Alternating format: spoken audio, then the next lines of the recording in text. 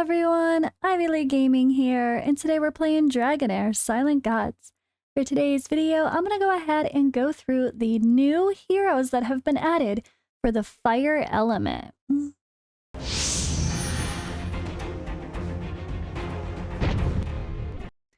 So, new could be everybody. If you are a new player for global and you're just trying to get hyped. But yeah, I wanted to start putting out some videos regularly as we get closer to global launch. I'm probably going to start putting a video out every day, and I want to go through all of the heroes individually that have been added for Season 1.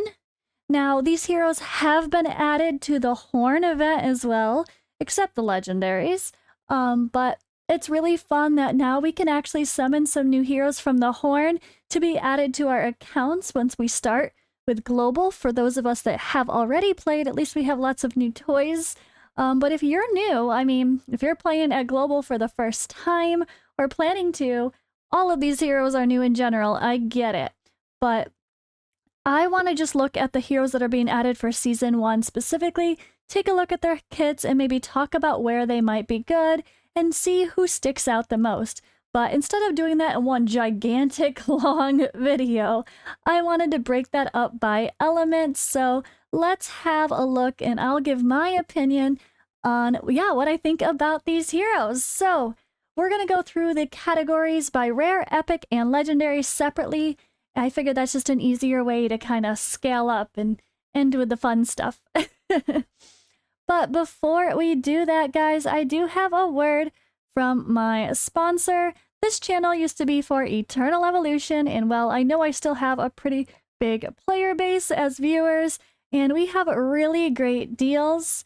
So check it out, and then we'll get back to Dragonheir. I still consider Eternal Evolution to be one of the best idle RPGs I've ever played, and because I know a lot of my viewers still actively play it, I had to share with you guys something big. I've partnered with Aptoide to be able to bring you massive savings in the form of cashback style program.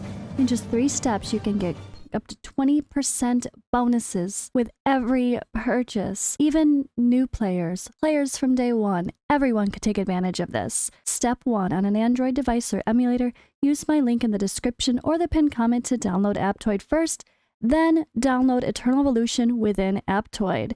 If you're on a PC, you can copy the link into Chrome on an emulator like BlueStacks. If you already have EE on your device, still follow the same steps and update your version via Aptoide or remove the old one and reinstall.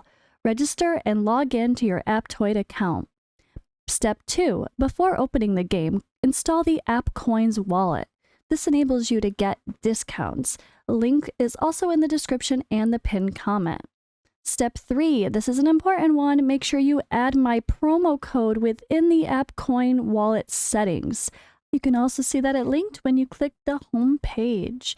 Now you're ready to start saving and get more bang for your buck. Go ahead and open the game and get those purchases. Like this $100 pack, for example. It gives you $15 bonus app coins for your wallet.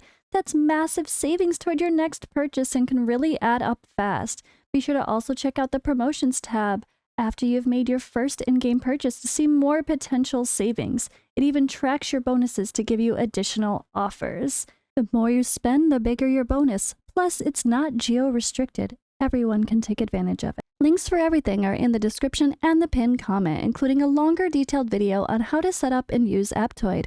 Alright, now back to our regular program. Alright, so first up we have Bronwyn, Honest Man. This is a rare wild hero who's ranged.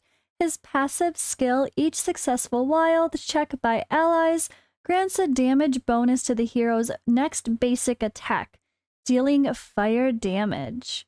So simple enough, nice passive, gonna be a fine addition to a wild team, I'm sure.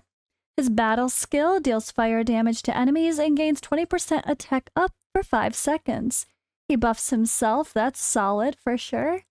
And ultimate deals fire damage to enemies while ignoring their shields. Ooh, I like that. Okay. So the only thing I have to say before I continue is that keep in mind, I don't have the grids. I don't have the skill, like, every single character in game shows their skill grid, like how much ground they're going to cover. So I know I've seen some people post in the official Discord from the Hornblows showcasing some of these heroes and showing their skills. And there's some surprising ones about how much ground they actually cover. But that can have a huge impact on whether the character is good or not. Some of these epics, I think, surprise us and they have like a full grid damage or heal, like a Voresh has a full grid damage. And there's even an epic healer that sounds a lot like, in tank, that sounds a lot like Furboth, that has a full grid heal. And I'm like, okay, I'm interested. But unfortunately, I can't see that with this. So we're just gonna kind of have to go a little bit more surface level. And obviously, none of us have played any of these heroes yet. So we don't know for sure if they're good. But yeah, I like it. I mean, one thing I really love about this game is they make rares and epics completely viable for pushing PvE content. Now, there are some really hard endgame stuff once we get past the second phase, the late phase of the game, but I still think you could pull it off if you were good about grinding some gear and getting good gear options. Even without focusing legendary heroes are just going to make it a little bit easier, but this is one of those games where the epics and rares are actually very good, and I'm super excited to continue this list. It looks like he is a solid start. I would absolutely be down to trying him as part of a wild team. All right, next up we have Ymira, Unbridled Heart. Rare defense type, melee damage dealer. So her passive reduces the hero's damage taken by 1.5% every time they take damage from the enemy. This effect is capped at 20 stacks for the same target. Interesting. I like that. Damage reduction. And then battle skill gains defense up 1 for 5 seconds. Her ultimate deals fire damage to enemies within range with a 75% chance of inflicting attack penalty 2 for 10 seconds. With an aura of increases all allies' defense by 18% in all battles. All right. So she sounds pretty solid with the decreased attack penalty 2. Now, another thing with these skill descriptions is I don't know if they're going to book up at all, or if they're kind of, if that is what they are when they're fully maxed. I don't know, but hey, it's still fun to get an idea of what these heroes are. And yeah, decreased attack, of course, attack penalty is going to be very good for any bosses. The attack aura in all battles is also very good. The only thing that might hurt her for viability is if we still get Horus for free as a login hero. He is an epic that we were getting for free before that most people are going to have. Yeah, everyone will have if that's still the case. So because he is also a fire unit, he also brings taunt and some other stuff. She might be less usable unless they change who the units are that we get for free. But the aura in all battles is pretty huge. Honestly, that's really great help. And especially places like the Vortex boss, survivability is key for longer battles to keep doing more and more damage. And defense is a very important part of that. So I could see using her in a budget team, or if you're having some fun with rares and you want to test them out. Seems okay as a tank, but we'll find out once we get playing. Next up, we have rare hero support type unit that's ranged. Golion?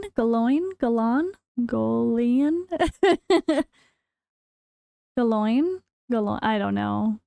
Galoin. I think. That sounds really weird though. Aerial Watcher. Now I do want to say that in this game, the word support does not only mean, support. A lot of times the support heroes are incredible damage dealers. I think Voresh is listed as support, and he's one of the best hitters in the game, especially for an epic, as good as a legendary. And just like I guess if you're a Raid Shadow Legends player, you would know that Seer is also listed as a support unit, but you know how that goes. So keep that in mind. Support just means that they're going to have some pretty good buffs or debuffs to help the team and help the battle overall, but it doesn't mean that they themselves don't do really good damage. All right, his passive grants a shield to an ally for 10 seconds when they're under control. The skill only takes effect once per period. All right, protecting an ally that's under control, that's good, because there's some bosses and dungeons where, like, I think Heretical Ruins, they'll do more damage if you're under HP burn, or sorry, burn. If you're under burn, then I guess that's not considered a control effect, though. I take that back. But if you're stunned or frozen and you can't move, at least you'll be a little bit protected. And then battle skill deals fire damage to enemies within range with a 75% chance of inflicting blind. Okay, there's a control effect. I like it.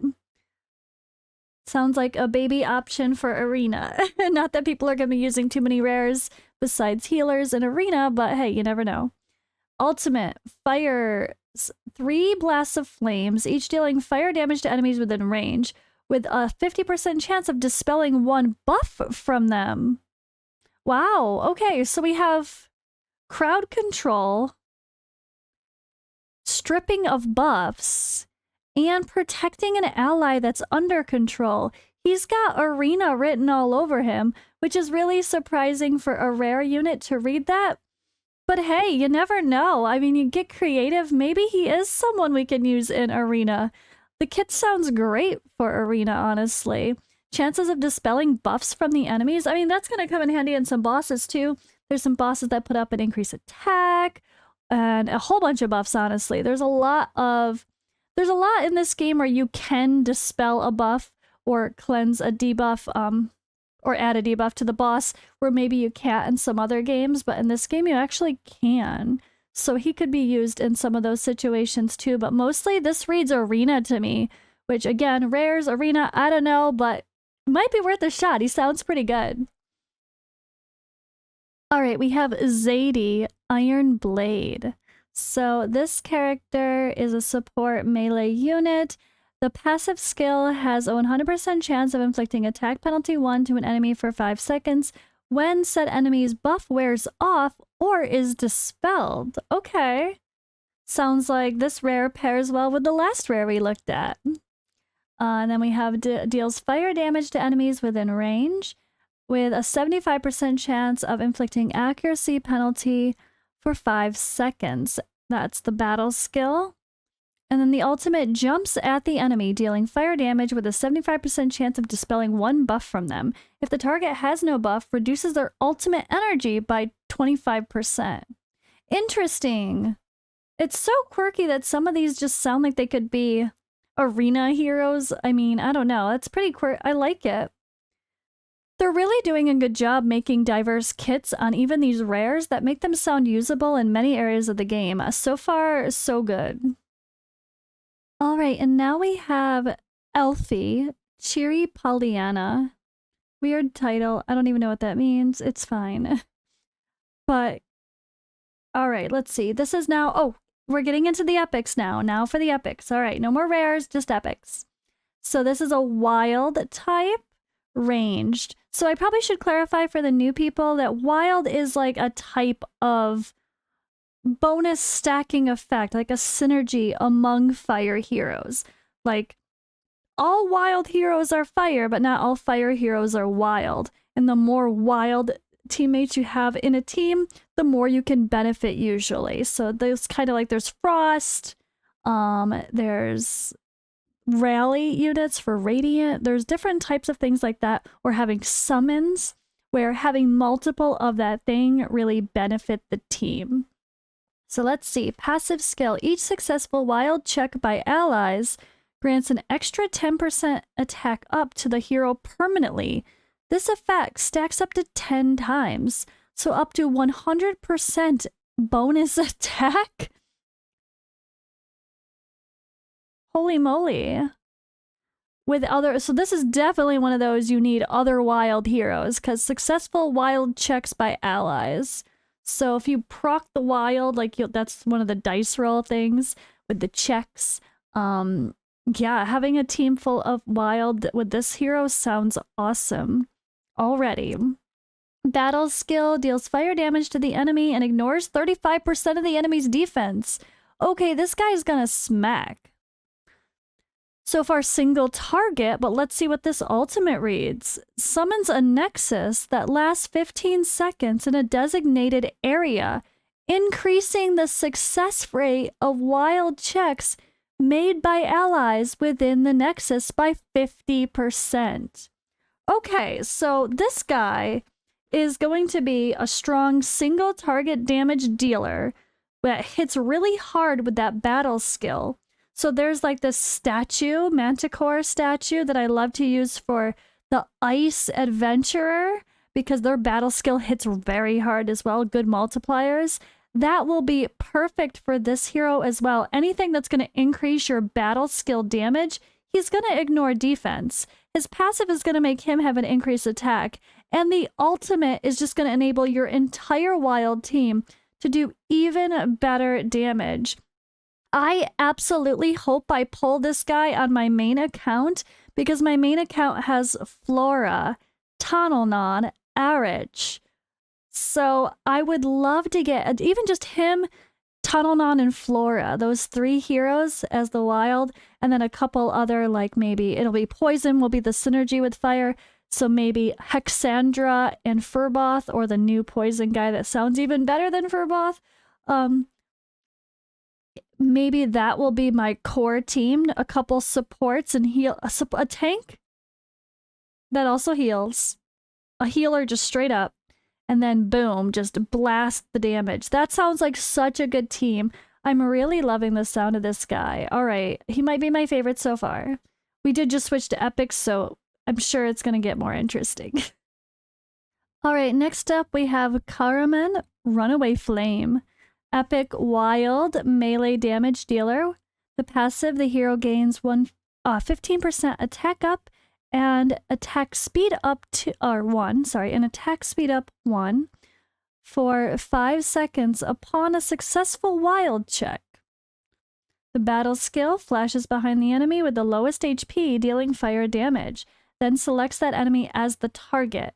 When the hero kills that enemy, the skill recharge time resets. Ooh. Okay, so he sounds like he could be a pretty interesting cleanup hitter and going to attack the lowest HP enemies and then finish off someone else and then finish off someone else because his skill is going to constantly reset. That sounds cool. All right, the ultimate charges at an enemy, dealing fire damage and ignoring 30% of the enemy's defense.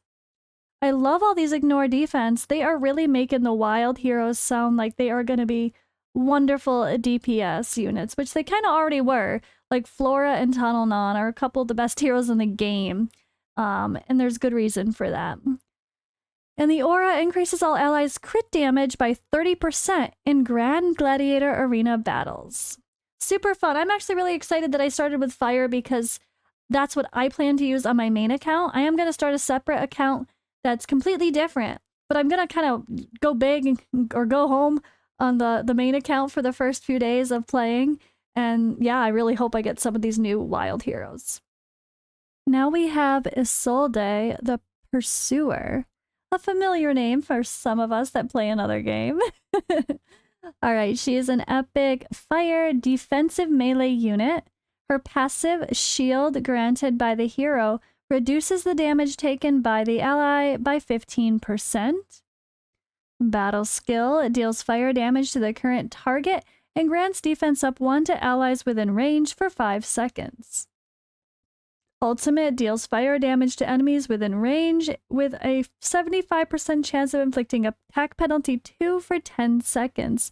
Meanwhile, grants a shield to all allies within range for 10 seconds. Woo!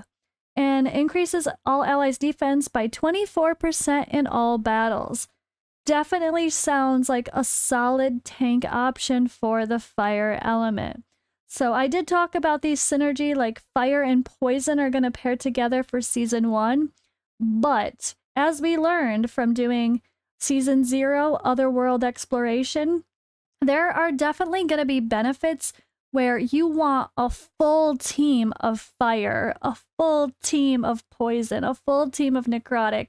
And actually, when it comes to the final dragon battle at the end of the season, you want 6 full teams of heroes. fully built if you want to maximize your damage potential. And I think that's fun. It gives you something great to work toward. So making sure that we have all the bases covered within just one element is going to be key. Now, the one thing I don't know of is a fire healer off the top of my head. So hopefully they added that to this pool of heroes. All right, now we have Aldofus, Spider Mother's Faithful. They have weird titles. I don't know. I'm not a fan of the title thing personally. It just confuses us from the name. But let's continue. So another support unit ranged. When the hero grants a shield, it provides healing equal to 75% of the shield the hero is attempting to apply if the target already has a shield. Okay. Battle skill grants a heal to an ally for 10 seconds, increasing their ultimate energy by 15%. That's always helpful. Shields are always helpful. I like it.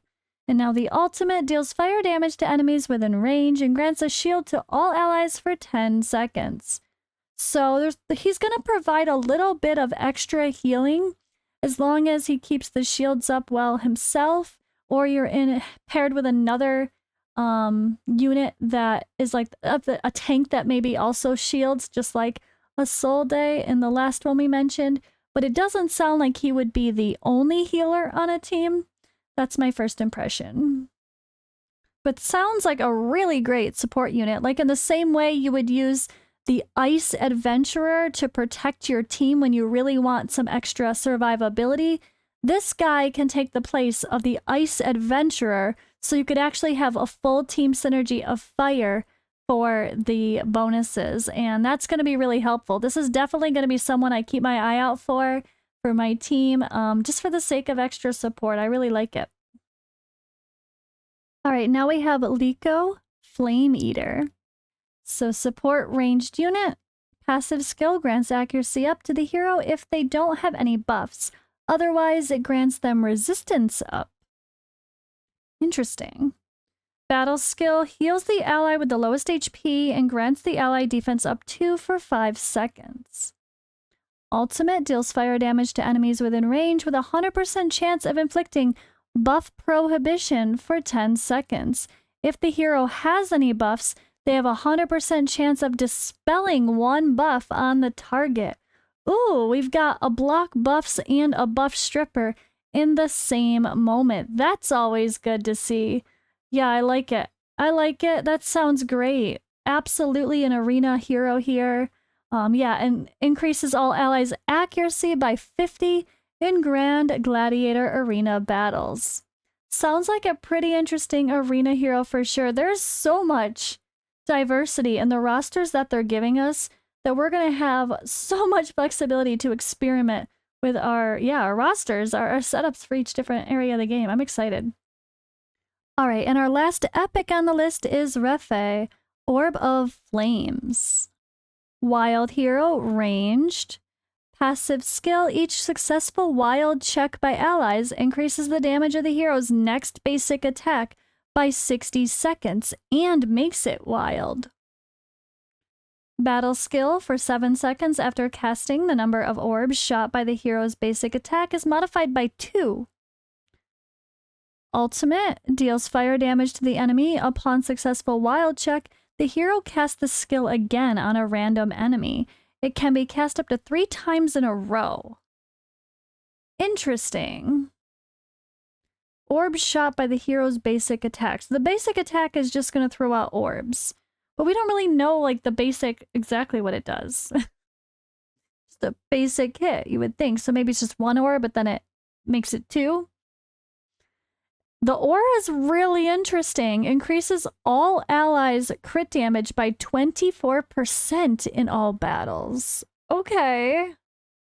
That might have to get some use. Oh, this is super, super interesting. The kit sounds a little bit quirky. It sounds more like a little bit random, a little bit like not great for a mob, maybe more against a single target. Or if it is against a mob, not the best AoE damage, but the aura is really cool. I would love to try a big ol' crit damage aura. and it definitely synergizes well with other wild heroes. So this one I'm curious about, but I'm not quite sure I got a grasp on it yet. Not so sure how this will perform, but it sounds quirky. Definitely one I have to see in action. All right, and now we have our legendaries. This is Caspar, Caspar, Manic or Maniac Whiteface, Maniac Whiteface. Okay, wild unit ranged. Passive, the hero gains 1 stack of Absurd Charade upon an ally's successful wild check for 20 seconds. The absurd charade cannot be dispelled. Okay, so it doesn't look like they're going to tell us what absurd charade actually is, but don't worry, in-game, when they have stuff like this, there's always little pop-ups that describe it better, so I guess we're going to have to find out a little more once we see him physically in the game. Battle skill shoots 5 flying daggers at the enemy, each dealing fire damage. In addition to the skill... In addition, the skill ignores the target's this is weird. In addition, the skill ignores the target's 1% defense for every stack of Absurd Charade the hero has. So we have to see how many stacks it can have in the first place, but I'm not sure we're going to find that. Nope, until we have a little bit of a clearer description in-game. Alright, the ultimate deals fire damage to the enemy, and for the next 15 seconds, the hero shoots 3 flying daggers at the enemies upon the ally's successful wild check, each dealing a fire damage. And really great aura, this is the aura we want to see for the most part, increases all allies' attack by 30% in all battles. This is the same aura I believe Flora has. Very good aura. Attack is just going to help everybody almost. And there's some healers that do damage or healing like Hexandra based on attack. So that can even help your healers sometimes instead of something like crit or crit damage that's really only going to help your damage dealers. All right, next we have Jorn, Jawbreaker. Legendary support ranged unit. Passive, the hero takes 30% less fire damage. Additionally, when the hero takes fire damage, there's a 30% chance of increasing their ultimate energy and that of surrounding allies by 10% and granting defense up to the hero and their surrounding allies by 50 or by wow for 5 seconds. Words are hard. Wow. That's a way to start. So this guy is going to be go into arena against fire damage dealing teams, and he's going to turn the tables. I like it. I like it. Battle skill sprays flames that burn enemies within range 5 times, each time dealing fire damage with a 50% chance of inflicting attack penalty 2 for 5 seconds. The flames also backfire on the hero, each time inflicting fire damage on themselves. So he's a little bit chaotic, he accidentally burns himself. But he also takes less damage from fire overall, so maybe it's not too big of a deal as long as you have some good support. I hope. Alright, let's keep scrolling down here. Okay, no aura. The ultimate deals fire damage to enemies within range, and reducing their ultimate energy by 25%, with a 75% chance of dispelling all of their buffs. Wait, this is so weird. Okay, I like it. I like it. So we have an ultimate energy reduction and a cleanser. For a second, I thought it said he did that to his allies. Oh my god, that freaked me out. I was like, why would you reduce your allies' energy? Okay, he sounds wonderful. That has got arena written all over it. Sounds really strong for arena, especially to be as a fire team, to be an anti-fire team. To go against like the strong floras and okay, I like it. Really good, really quirky kit. They're doing a really good job giving us options to play with. Alright, and last but not least for the new fire heroes added to the game, we have Rosh, Darkfire. Wild type ranged unit. Passive skill, the hero gains Fire Heart for 4 seconds. Upon an ally's wild check, The hero gains Fire Heart for 4 seconds upon an ally's wild check. the hero's wild check automatically succeeds, and their ultimate skill has extra effects when they have Fire Heart. Battle skill shoots an arrow at the enemy, dealing fire damage. The damage that spreads, inflicting fire damage to other enemies within range. Spreading the damage. Interesting. Ultimate shoots a powerful arrow at the enemy, dealing fire damage. If the hero has Fire Heart when casting the skill damage is increased by 30%, and the hero's ultimate energy increased by 30%. So we're definitely going to have to see in game what that description of Fire Heart really is to see how he's going to be. But again, another wild check. That's always good. I love the ones that synergize when your allies also have a successful wild check.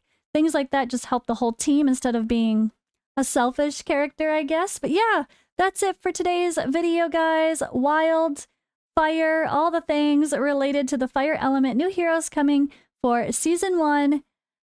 Get excited. Lots of cool stuff. I think I'm loving the style and diversity that this game is adding. The character designs are gorgeous, and I think we're going to have a lot of fun making teams for Global Launch.